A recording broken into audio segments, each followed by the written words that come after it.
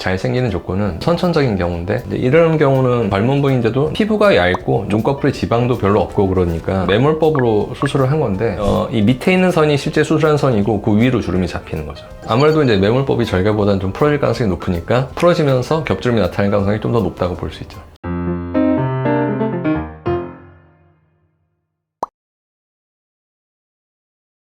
제일 첫 번째로 가능성이 높은 거는 쌍꺼풀이 이제 풀어지는 거죠. 풀어지고 있기 때문에 겹주름이 나온다. 작은 쌍꺼풀을 갖고 있었는데 높은 쌍꺼풀을 새로 만들었어요. 그러면 쌍꺼풀 선 밑에 원래 갖고 있던 속쌍꺼풀 라인이 약간의 흐린 주름 형태를 띠다가 나이가 들면서 이제 피부가 처지면 그 주름이 조금씩 이제 선명해지는 또 현상을 있을 수도 있는데, 대부분의 겹주름은 쌍꺼풀 선의 위에 생기는 경우가 많고, 그런 경우는 쌍꺼풀이 이제 풀어지기 때문에 생기는 거예요.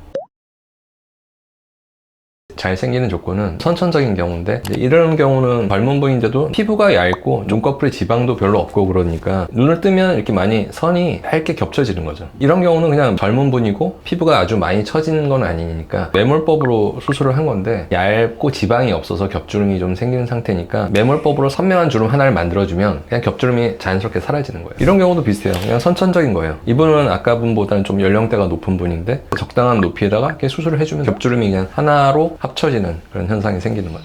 근데 이제 겹주름이 위에도 많이 있는데 아래다 잡았을 때 조금 실패할 확률이 있긴 있어요. 그 위에 있는 주름 쪽으로 가려는 경향이 있어서 조금 높은 쪽에다 잡는 게 실패할 확률은 좀 낮죠. 근데 반대로 이런 경우는 약간 후천적인 경우죠. 이분이 쌍꺼풀 수술을 했다가 쌍꺼풀이 이제 이쪽은 유지되는데 이쪽이 풀린 거예요. 풀리고 나니까 이렇게 라인이 이렇게 두 개가 겹쳐서 보이는 거죠. 그러면 이 풀린 거를 이렇게 해결해주면 좋아지는 거죠. 쌍꺼풀 수술 이후에 생기는 겹주름은 대부분 쌍꺼풀 풀어지면서 생기는 거예요. 흐린 여러 개가 나올 수 있다, 이렇게 생각하시면 되죠. 아무래도 이제 매몰법이 절개보다는 좀 풀어질 가능성이 높으니까 풀어지면서 겹주름이 나타날 가능성이 좀 더 높다고 볼 수 있죠. 근데 만약에 매몰법을 한 사람이라도 피부가 두께감이 좀 있고 지방이 좀 많은 분이면 겹주름 나오지 않고 그냥 쌍꺼풀만 풀어질 수도 있어요. 이런 경우는 이제 절개한 경우인데도 쌍꺼풀이 풀어진 거죠. 그러니까 이렇게 이 밑에 있는 선이 실제 수술한 선이고 그 위로 주름이 잡히는 거죠. 그러니까 그걸 이제 교정해서 이렇게 쌍꺼풀 라인을 만들면 겹주름이 해결되는 거죠.